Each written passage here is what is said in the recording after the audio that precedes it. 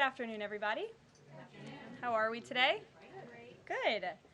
During his inaugural address, President Trump promised that America would be a manufacturing nation once again, and liberal pundits mocked him for it. But those critics were proven wrong once again. On the heels of President Trump's Oval Office meeting with Apple CEO Tim Cook last week, Apple just announced its largest ever commitment to American jobs and industry, with plans to spend and invest more than $500 billion in America over the next 4 years. Over the course of the current Trump administration, Apple plans to hire around 20,000 new workers, creating high-paying jobs right here in America. And the investment isn't limited to one specific region of our country. Apple teams and facilities will expand all over our country in Arizona, California, Iowa, Nevada, North Carolina, Michigan, Oregon, Texas, and Washington. With President Trump in charge, America is open for business. Apple CEO Tim Cook said it best in the company's announcement: "We are bullish on the future of American innovation." On top of this incredible Apple announcement, President Trump already announced more than $1 trillion in pledged investments into the United States. And on another important note that the American people entrusted President Trump to fulfill, this administration's efforts to seal the border continue to prove extraordinarily successful. In President Trump's first month back in office alone, illegal border crossings hit lows not seen in decades, down 94% over the past year, while interior arrests are up 134%. And this past Saturday, this is a significant statistic that I wanted to share with all of you, there were only 220 illegal border crossings on Saturday. This is a 15-year low. Think about that in comparison to the amount of illegal border crossings we saw under the previous administration. Fox recently reported that a San Diego migrant shelter is closing its doors after saying they have not received new asylum-seeking families or individuals since January 20th. We all know what happened on January 20th, don't we? And yesterday, New York City Mayor Eric Adams announced that the massive Roosevelt Hotel migrant shelter in Manhattan will shut down in the next few months. We're also seeing a reverse migration effect. There are now verified reports from the Associated Press of migrants abandoning their journey to the United States and heading back home. This is the first time the Border Patrol has received these reports since 2020, during President Trump's first term. The returning migrants claimed in interviews that the new heavy security posture adopted by the Trump administration was a significant reason for their decision to return to the countries of their origin. Overall, the American people continue to overwhelmingly give President Trump very positive remarks. Nearly every one of President Trump's policy initiatives are receiving strong majority support, and I have noted that in every briefing since Inauguration Day. 81% of Americans support deporting illegal migrant criminals from our nation's interior. 76% of Americans support the DOGE-led efforts of a full-scale investigation to find and eliminate fraud and waste in government expenditures. Again, this is from a Harvard-Harris poll, a very legitimate pollster. 76% of Americans support closing the border. 69% of Americans support President Trump's common-sense efforts to ban men from women's sports. As you all know, we celebrated that executive order at the White House a couple of weeks ago. 65% of Americans support the president's efforts to eliminate all preferences by race in the hiring and awarding of government contracts, which is another pledge that DOGE is working hard to fulfill. And 61% of Americans, vast majority, support the president's plan for reciprocal tariffs to ensure that other countries are treating us the way we have always been treated. Despite what many Democrats and media members want you to believe, the Trump agenda is not only necessary, but it is overwhelmingly popular. Why? Because it's driven by common sense. And finally, as you all saw yesterday, a federal judge denied the Associated Press's emergency motion for a temporary restraining order against myself, our Deputy Chief of Staff Taylor Budowich, and our Chief of Staff Susie Wiles for our decision to remove the Associated Press from the White House press pool for certain and special events. The judge's ruling, upholding our decision to deny the Associated Press such privileged access, reinforces the truth. And it reiterates what I said from this podium last week when that suit was filed. Asking the President of the United States questions in limited spaces, such as the Oval Office in Air Force One, is a privilege that unfortunately has only been granted to a few. It is not a legal right for all. The Trump administration has already proven to be the most transparent ever, and this president, the most accessible in history. This is evidenced by President Trump's daily press conferences in the Oval Office, where he takes many questions from the journalists who have the honor and privilege of standing before the beautiful Resolute desk. The president and this entire White House are committed to ensuring the American people continue to receive this same level of historic transparency, access, and visibility. In fact, we want to double down and give even greater access to the American people.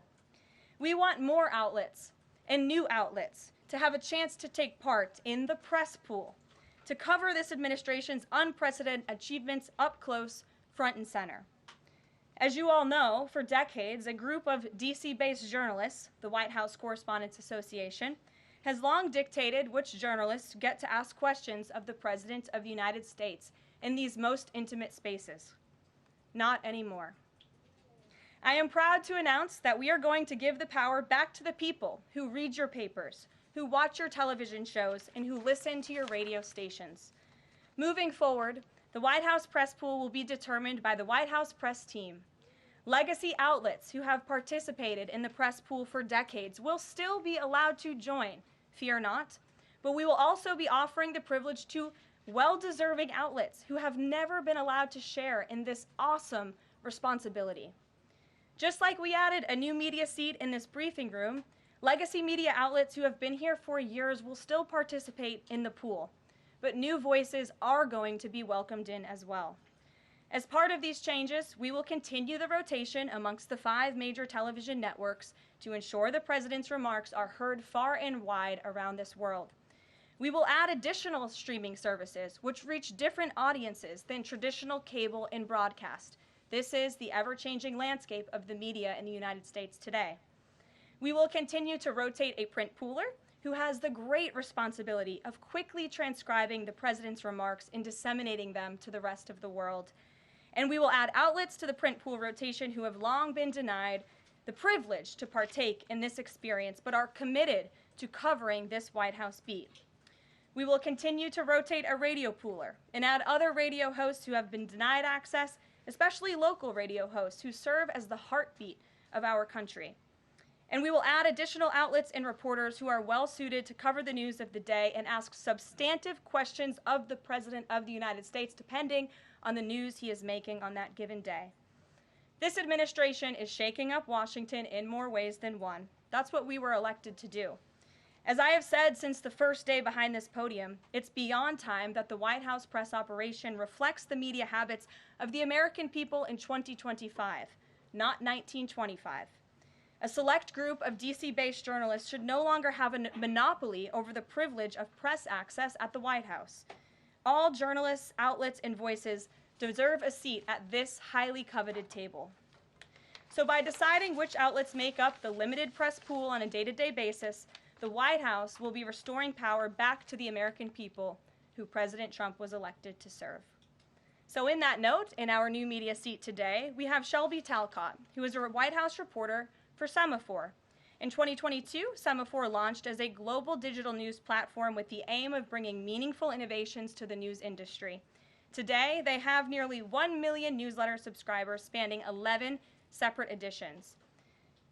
With that, Shelby, I will take your questions. Thanks, Caroline. I've got 2 for you. One on foreign policy. Over the weekend, the President's Special Missions Envoy, Rick Grenell, was talking about Venezuela, and he said that the President isn't someone who wants regime change. Other administration officials have made clear that they don't see Maduro as the rightful leader. What is this administration's policy on a new government in Venezuela? I think the President has made his position on Venezuela quite clear. He stands in opposition to the Maduro regime, and Secretary Rubio has spoken on this extensively as well. And then on DOGE, last night Elon Musk said that a failure to respond a second time will result in termination. Will there be additional rounds of the did you do this week email from DOGE to federal workers? And what's the guidance on the federal workers who've been instructed by their agencies not to reply? So a couple of things on this. First of all, let's just take a step back and talk about this idea. The president sent out a truth last weekend to Elon Musk saying he loves everything Elon is doing and he wants him to be even more aggressive because DOGE thus far has proven incredibly successful in making our government more efficient. And so Elon and DOGE came up with this idea. Elon has implemented this at his private companies. It has proven successful. And it's a very simple idea when you think about it. All the Office of Personnel Management is asking, all this administration is asking, President Trump is asking, is for federal workers who live off of the American taxpayers' dime to send 5 bullet points of what they have done in the previous week. That is all we are asking for. And so the Office of Personnel and Management sent out additional guidance last night. Those responses should be directed to agency leadership, and the president defers to his cabinet secretaries, who he's obviously entrusted to pursue the guidance relative to their specific workforce. And for some of the agencies that you've seen who have said, please don't send these emails, it's in their best interest for that specific agency, and the president supports that. And let me be very clear, the president and Elon, his entire cabinet are working as one unified team, and they are implementing these very common sense solutions. You're welcome. Jackie. Thank you. One follow-up on the question. So about the deadline, Alina Habba said that you have until tonight. Elon Musk said a failure to respond a second time would result in termination. So is that a real deadline? Should federal workers be looking to that guidance, or should they be looking to the agency heads? Like, what is the actual deadline? So again, the agency heads will determine the best practices for their employees at their specific agencies. Again, this was an idea that Elon come up with. DOGE worked with OPM to actually implement the idea, and the secretaries are responsible for their specific workforce. And this is true of the hirings and the firings that have taken place. And we advise federal workers, unless your agency has dictated you not to respond to this email. In fact, I can announce that we've had more than 1 million workers who have chosen to participate in this very simple task of, again, sending 5 bullet points to your direct supervisor or manager, CCing OPM. I actually participated in myself. It took me about a minute and a half to think of 5 things I did last week. I do 5 things in about 10 minutes, and all federal workers should be working at the same pace that President Trump is working and moving. We have a country to save, and we want this federal government to be responsive to the needs of the American people who re-elected this president to have historic, massive reform, and that's what the intention of this idea is. Can you clarify one thing, though? Because Elon Musk also said that a reason that they wanted this 5 things email was just to see if people are actually alive. Citing that there are some federal workers who might not even be alive. So meantime, NBC is reporting that these responses are going to go into an AI generator to evaluate whether these jobs are necessary. So is it just to see if people are actually working, or is it an effort to maybe cut some of those jobs? I have not seen that NBC News report, and I haven't heard that from DOGE or from Elon himself. Again, this is to ensure that federal workers are not ripping off American taxpayers, that they are showing up to the office, and that they are doing their jobs. That's what the American people expect, and it's a very simple task to complete. I did it myself, and I was more than happy to do it because I'm very grateful that I am serving the American people on the American taxpayers' dime. DOGE should hire a spokesperson just so that Elon Musk doesn't put out tweets that then confuse federal workers. Are my press briefings not good enough for you, Jackie? John. Carolyn, thank you. In the ruling by Judge McFadden yesterday, who dismissed the lawsuit that AP brought against yourself and your team members here, President Trump, in there he said, why not just do away with the entire White House Correspondents Association along with it, because essentially they have no authority, they just usurped it. What is your reaction to that? Well, first of all, John, it's great to see you, and you are one of those individuals who has you're on a streaming platform that hundreds of thousands of people tune into every day, so it's great to see you in the briefing room. I did address that actually in my opening remarks by announcing that the White House press team in this administration will determine who gets to enjoy the very privileged and limited access in spaces such as Air Force One and the Oval Office. There are, as you know, look at this room, hundreds of journalists who show up to this building every single day and are not granted that luxury of flying on Air Force One and asking the President of the United States questions. And so we want to ensure, again, everyone has a seat at that highly coveted table. But alas, the legacy media outlets who have been doing this for quite some time and have invested resources into covering the White House, their spots will remain, just like they have in this briefing room as well. Sure. Steve. Could you give us an update on the negotiations around the Ukraine minerals deal, and when is President Zelensky going to come visit? So the president talked at length about this yesterday, the critical minerals deal with President Macron, and in the more than hour-long press conference he gave all of you in the Oval Office himself. There hasn't been significant updates since the president's remarks last night, but I will just reiterate his position. It's critical that this deal is signed. He expects President Zelensky to sign a deal. This is to recoup American tax dollars that have been funding Ukraine's national defense.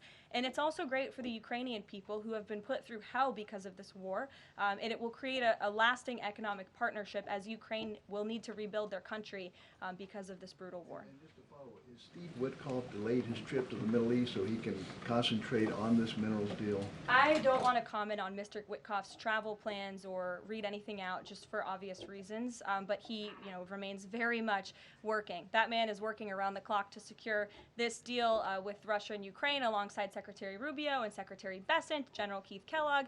He's also working very hard to secure a peace deal in the Middle East as well. So God bless him, and he's working alongside the president every single day. Sure. Thanks, Caroline. The president's executive order creating DOGE called for the naming of a DOGE administrator. Who is the DOGE administrator? So the president tasked Elon Musk to oversee the DOGE effort. There are career officials and there are political appointees who are helping run DOGE on a day-to-day basis. There are also individuals who have onboarded as political appointees at every agency across the board to work alongside President Trump's cabinet to find and identify waste, fraud, and abuse, and they are working on that effort every day. So is Elon Reagan. Musk the administrator? Reagan. Thanks, Caroline. I have two for you today, one on the border wall and one on the DHS investigation. Sure. First on the border wall. Border wall construction has restarted in Texas and California under contracts awarded under Trump's first term. Is the president looking to secure new contracts, and how is he defining success in terms of border wall construction this administration? The border wall is a signature promise of President Trump's campaign. He talked about it way back in 2015 and 2016, and people laughed at him for bringing up this idea. It's proven to be not only an idea that he delivered on in his first term and continues to deliver on in his second term, but it's also proven to be highly effective. In fact, we know where there were parts of President Trump's border wall built and standing under the previous administration, illegal border crossings dropped 87% where there was a border wall. So the wall is an incredible deterrent factor for illegal migrant caravans. The president is committed to the continuation of the construction of the wall. And the previous administration actually sold off the resources that the Trump administration secured to build the wall. And that's an egregious misuse of the American taxpayers' money. They just let those resources rot on the southern border. They actually sold them for pennies on the dollar. So this administration, DHS and ICE and Customs and Border Patrol and Tom Homan and all of the great people who are working on this effort are committed to continuing the construction of President Trump's border wall. DHS investigation into people who might be leaking within the administration. Will the White House release the names of the individuals that DHS Secretary Noem said were caught leaking details of the ICE raid? And can you share how many leakers have been caught so far and what agency they were a part of?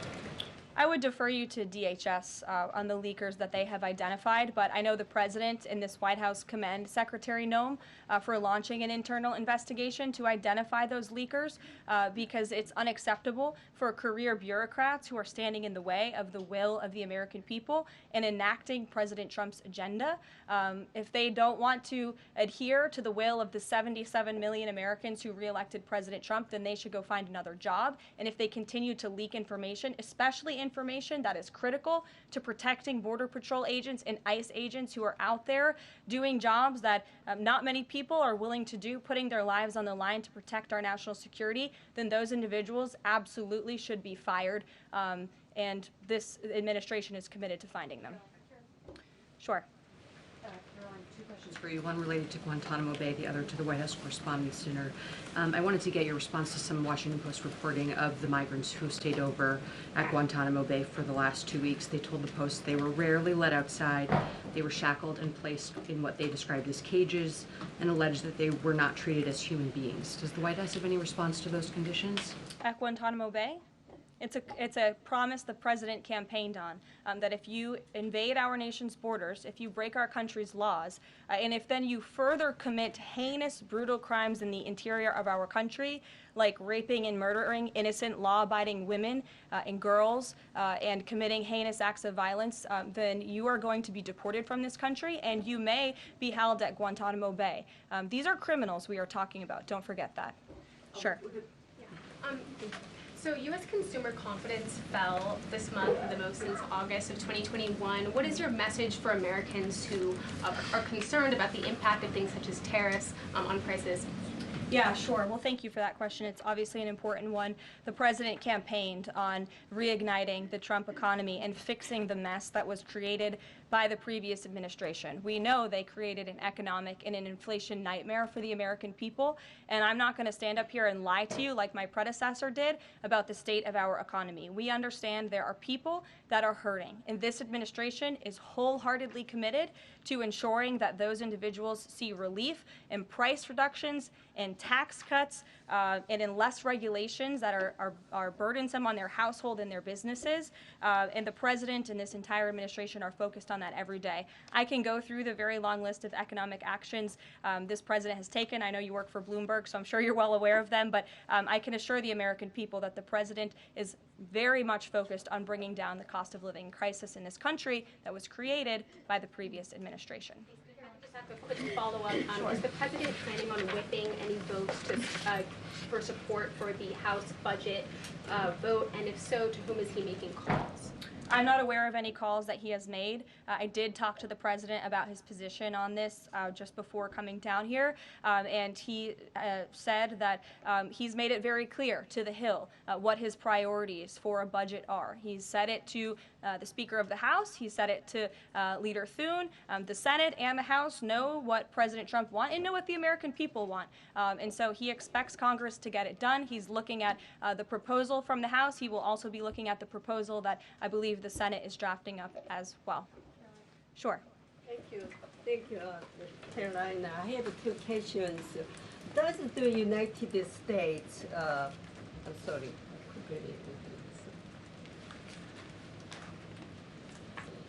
Well, why don't you identify your question and I'll come back to you. Sure, go ahead. Thank you. So, what guarantee that Israel will withdraw from Lebanon soil after 2 weeks, as the ceasefire terms indicates? I'm not sure about the guarantee that you're referring to. I can tell you that this administration remains very much engaged. We know the deadline for the Phase 1 ceasefire is imminent. So Steve Woodcock, whom I mentioned earlier, and the president's administration and his team and the president himself remain very much engaged. We want to see the ceasefire continue, and the president has made it very clear he wants to see all of the hostages who have been held in captivity in Gaza returned home. Jeff. Carolyn, I was wondering if is Elon Musk going to attend the president's first cabinet meeting tomorrow? He is, as a matter of fact. I spoke to the president about that before coming down here as well. And Elon, considering he is working alongside the president and our cabinet secretaries, this entire administration will be in attendance tomorrow just to talk about DOGE's efforts and how all of the cabinet secretaries are identifying waste, fraud, and abuse at their respective agencies. We look forward to the meeting tomorrow, and I think you'll be hearing from the president and his cabinet where they're on campus tomorrow. I hope you guys are excited. So some of those cabinet members were caught off guard by the email from Saturday. Nobody was caught off guard. A few departments said they were caught off guard. The FBI was, the DOJ was, Did anonymous sources say that, or did the cabinet secretary say that? The cabinet secretaries and others have said that they were not aware that this was happening. So I'm wondering, will there be a give and take tomorrow at the cabinet meeting? Is Elon Musk or the president open to any type of dialogue about who is actually in charge of the chain of command of these workers? I would reject the premise of your question, Jeff. The cabinet secretaries have not said that. I know anonymous sources, probably career bureaucrats, have leaked that to many of you in this room.